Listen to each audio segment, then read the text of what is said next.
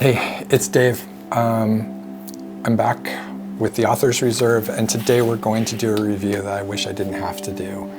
I'm going to be reviewing a new pen from Narwhal called the Nahvalur Eclipse. It's a retractable pen. According to the marketing materials, they spent 2 years working on this, and I have my doubts about that because it fell apart on me within the first 15 minutes of using it. Before we go any further, let me just say that once I had that experience and it broke and I had to send it away, I bought it from Pen Chalet, which is in Mesa, Arizona, and I sent them an email, said, hey, look, this is the situation. I was trying to do a pen review for my YouTube channel, and boom, I got another email like right away, and it said sorry, first of all, which was just, you know, that was probably all I was expecting, but then also here's the return label, and also here's the tracking number for the replacement pen, all in one email, no questions asked. I said, don't you want a picture of it? And they said, sure, send us a picture. We would like to get back to the manufacturer on that. So I sent them a picture, even though that they would be seeing the box in a couple of days. Well, it showed up again, and I kind of set it aside for a little while, didn't do anything with it because I got caught up in life, and I wound up putting out another video, the last one,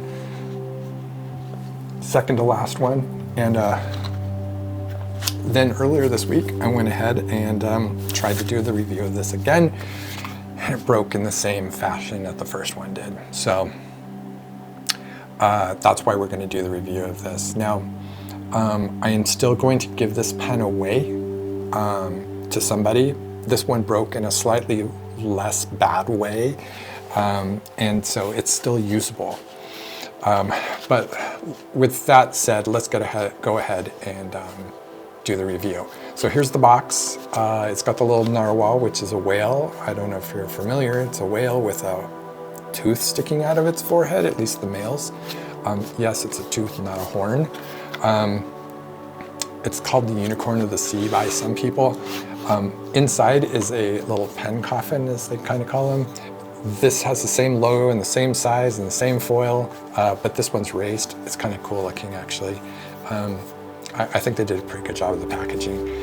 And then inside of that, there is the pen. Okay, so here's the first little ding against it. They put the, there's no card or anything in here. It's just a QR code for the registering of the pen and also the instructions on how to fill it.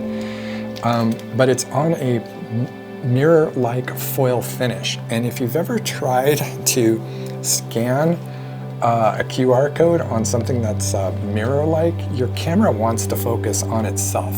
Your camera thinks it's beautiful, and it won't focus on the QR code. It'll focus on its own reflection.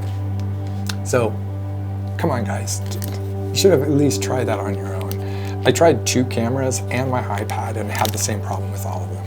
At any rate, there's nothing else here in the box. Little pen sleeve here, plastic pen sleeve, and then the word Nahvalur, which is not Nahvalur. It's actually pronounced Narwhal internally at the company. The company started in, I think, 2019 with the name Narwhal, and then in 2022, I think it was, they changed their name to Narwhal, but used the Icelandic word and spelling for Narwhal, which is Nahvalur. So, yes, the company got founded as Narwhal, and then later on changed its name to Narwhal.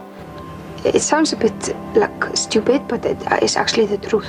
It's actually a really unique looking pen. I think it's actually kind of attractive.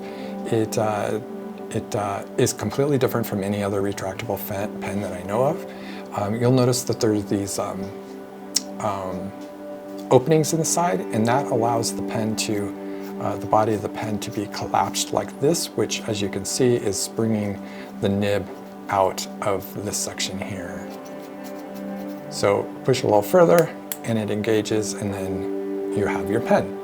Now, it has this pen clip here, which is very nicely polished. I think this might actually be like 14 karat gold plated, as well as the nib and the band up here. I'm not sure. It doesn't say anything anywhere in the marketing materials or anything that I could read. But one of the things that people don't like about the Pilot Capless and Pilot Vanishing Point, which is almost exactly the same pen except for where you purchase it, is that the clip is down here, and they don't like that when they're writing. Now, I like the clip here because it allows me to orient the pen to the paper, so the nib is pointing in the right angle before even having to have the nib out. It doesn't bother me at all, and when I'm writing, it stays out of my way because my fingers don't really touch when I'm writing anyway. The problem with that is on the Pilot Capless and Vanishing Points, people just won't buy the pen because of that. The Narwhal, however, this clip is on a band that's removable, so you can remove it and you can put it back on if you want later. The Platinum Curadas does the same thing. It actually includes a tool to remove the clip if you want. Also, if you do pull off this clip, then you don't need a roll stop. It's not going to roll off the desk because of these ribs on it. This fluted edge will keep it from rolling, so that's kind of a neat feature. So on this end we have a blind cap that is above the band here. And this is actually part of the problem, but we'll get to that in a second. To fill this pen is a little bit complicated in my opinion. It's kind of a problem that all retractable pens have, and that is how do you get ink into it. With the Narwhal, you need to, okay, I'm gonna go off screen so I don't show you the broken part here. I'll get to that in a moment. You wind up having to completely disassemble the pen, and so you remove the top section, and that leaves you with, typically, let me reassemble this here so you can see what it's supposed to look like as opposed to what it actually looks like. You wind up with this top section. Oops, you're not supposed to see that. Don't look, look away. This top section and this bottom section here. Now the bottom section has this nib unit in it. And this is very similar to the Pilot's. So you pull this out, you drop this into the ink and you use it just like you would a converter. Twist the piston down, forcing all the air out, it should be in the ink a jar of ink, and then you twist it the other way, actually clockwise, and it'll draw the ink into the nib unit. You drop this back down in here, and then you twist it because it's keyed. It has to go in one particular direction, and then once it's keyed in there, you can drop that in there. And then the next part is you take this top section and you put it back on here. The top section doesn't need to be aligned in any particular direction. It will work no matter which direction you put it. Give it a little bit of a push here and then twist the blind cap until it engages the inside and the top and the bottom are connected. And then you have a filled pen. So I feel like that's a little more complicated than I would like for a pen. I think Narwhal, if they're going to be, trying to innovate, that's one of the things that they should have innovated on, is trying to figure out how to do a retractable pen that's easier to fill than other retractable pens. That would have been a huge win. Here is where it starts to fall apart, literally. This blind cap will come off. And once it comes off, then everything just sort of falls apart. Either that, it falls apart, or it won't come apart at all. The first one wouldn't come apart, and so I wasn't able to fill it. This one here comes completely apart in too many pieces, but it's still, you can put it all back together, which is why I've decided to go ahead and give this one away at the end of the video. So let me show you what that looks like. Once you twist this here, it's supposed to be twisting the inner barrel, the plastic inner barrel, and unscrewing it from the bottom part of the inner barrel. So the inner barrel is two pieces and the top one unscrews. Unfortunately, the blind cap comes unscrewed from the inner barrel, and you wind up with this. This is not supposed to be this way. When it finally broke loose last time, a little piece of glue came out, and that just proved to me that this wasn't supposed to happen this way. Not only that, it's just a mess. So we have this. This is aluminum. These threads here are plastic, so here's another problem. We've got an aluminum piece with threads going into a plastic piece with threads. This is eventually going to either cross thread on here, or it's going to wear these threads out because this is a harder substance. It's going to act as a cutting body against this plastic here. So here's how the top part comes off. This should actually have come off inside of this tube and be connected all as one piece, but it's not. It's still attached to the inner side. So now I've got to unscrew this as well. And you saw how much force that took to come off. We'll get into why that is in a second. So this should have been here